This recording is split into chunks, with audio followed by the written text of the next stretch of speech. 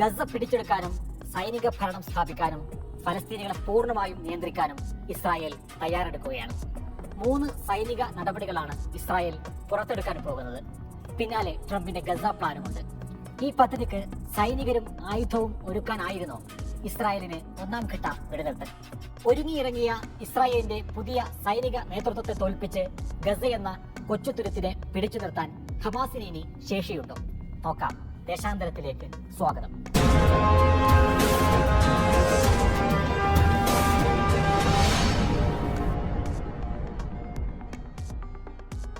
ഹമാസുമായുള്ള 2 മാസത്തെ വെടിനിർത്തലിന് ശേഷം ഇസ്രായേൽ സൈന്യം ഗസയിലേക്ക് നീങ്ങിയപ്പോൾ എല്ലാ അർത്ഥത്തിലും വ്യത്യസ്തമായ യുദ്ധതന്ത്രങ്ങളാണ് ആവിഷ്കരിച്ചിട്ടുള്ളത്. 15 മാസം വരെയുള്ള യുദ്ധത്തിൽ ഇസ്രായേലിന്റെ ശ്രദ്ധ 3 ഇടങ്ങളിലായിരുന്നു.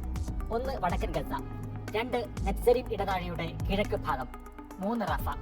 ഈ 3 മേഖലകളിലായിരുന്നു ഇസ്രായേലിന്റെ സൈനിക സാന്നിധ്യം ഉണ്ടായിരുന്നത്.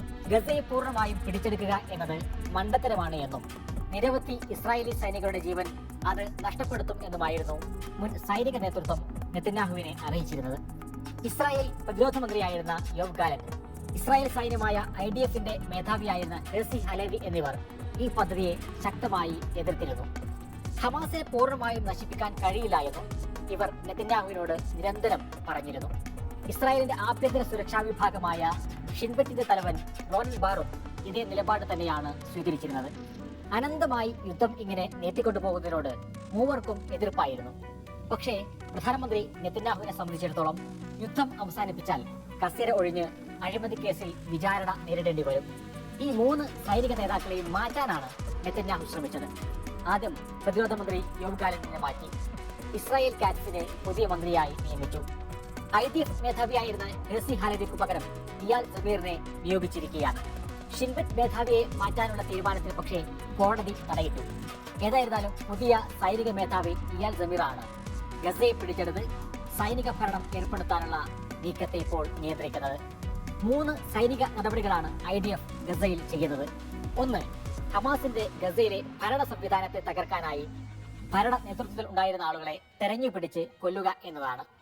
കഴിഞ്ഞ ഒരാഴ്ചക്കിടെ ഗസയിലെ 6 പ്രമുഖ ഹമാസ് ഭരണ നേതാക്കളെയാണ് ഇസ്രായേൽ വധിച്ചത്. പോളിറ്റ് ബ്യൂറോ അംഗങ്ങളായ സൊലാഹൽ ബർദാവി, ഇസ്മായിൽ ബർഹൂം, പൊതുമരാമത്ത് മേധാവി ഇസാമൽ ദാലിസ്, നീതിന്യായ സംവിധാനത്തിന്റെ അണ്ടർ സെക്രട്ടറി അഹമ്മദ് അൽ ഹത്ത, ആഭ്യന്തര മന്ത്രാലയത്തിന്റെ അണ്ടർ സെക്രട്ടറി മഹ്മൂദ് അബു വത്ഫ, ആഭ്യന്തര സുരക്ഷാ സേനാ വിഭാഗത്തിന്റെ ഡയറക്ടർ ബഹജത്ത് അബു സുൽത്താൻ എന്നിവരെ കഴിഞ്ഞ ദിവസങ്ങളിൽ ഇസ്രായേൽ ഇല്ലാതാക്കി.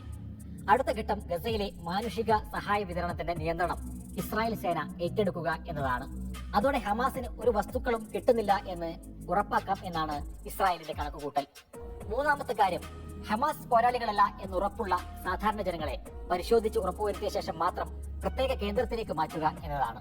വെള്ളവും ഭക്ഷണവും ഇവർക്ക് മാത്രം നൽകുക, ബാക്കിയുള്ളവരെ മുഴുവൻ ഉപരോധിക്കുകയും പരമാവധി ആക്രമിക്കുകയും ചെയ്യുക. ഈ 3 നടപടികളിലൂടെ ഗസയുടെ നിയന്ത്രണം പിടിച്ചെടുക്കാൻ കഴിയും എന്നാണ് നെതന്യാഹുവിന്റെ കണക്കുകൂട്ടൽ. വ്യാപകമായ കര ആക്രമണത്തിനായി റിസർവ് യൂണിറ്റുകൾ ഉൾപ്പെടെ നിരവധി ഡിവിഷനുകളെ അണിനിരത്തേണ്ടി വരും. 5 IDF ഡിവിഷനുകളെ ഇതിനുവേണ്ടി പ്രത്യേകമായി ഇസ്രായേൽ നിയോഗിച്ചിരിക്കുന്നു എന്നാണ് റിപ്പോർട്ട്.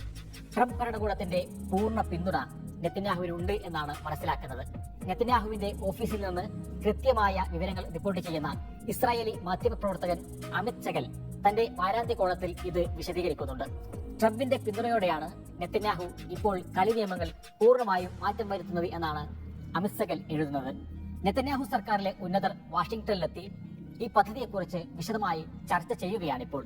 പക്ഷേ നെതന്യാഹുവിന്റെ പുതിയ പദ്ധതിക്കെതിരെ ഇസ്രായേലിൽ വൻ പ്രതിഷേധമാണ് ആഞ്ഞടിക്കുന്നത്. ഗസയിലുള്ള ബന്ദികളുടെ ജീവൻ ഈ പദ്ധതിയോടെ അപകടത്തിലാകുമെന്ന് പ്രതിഷേധക്കാർ പറയുന്നു. കഴിഞ്ഞ വാരാന്ത്യത്തിൽ നെതന്യാഹുവിനെതിരെ നടന്ന പ്രതിഷേധത്തിൽ 1 ലക്ഷത്തോളം പേരാണ് ഒത്തുകൂടിയത്. ഇനി ഈ പദ്ധതിയുമായി ഇസ്രായേൽ കരസേന ഗസയിലേക്ക് കൂടുതൽ കടന്നാൽ ഹമാസ് എങ്ങനെ പ്രതിരോധിക്കും എന്നാണ് കണ്ടറിയേണ്ടത്. വ്യോമാക്രമണം പോലെ എളുപ്പമാകില്ല അത്. നിരവധി ഇസ്രായേൽ സൈനികരുടെ ജീവൻ കളയേണ്ടി വരും. അതറിഞ്ഞു തന്നെയാണ് മുൻ സൈനിക മേധാവികൾ ഇതിനെ എതിർത്തതും.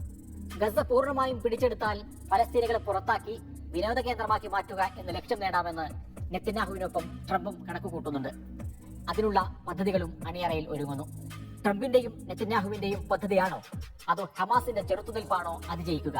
കാത്തിരിക്കാം.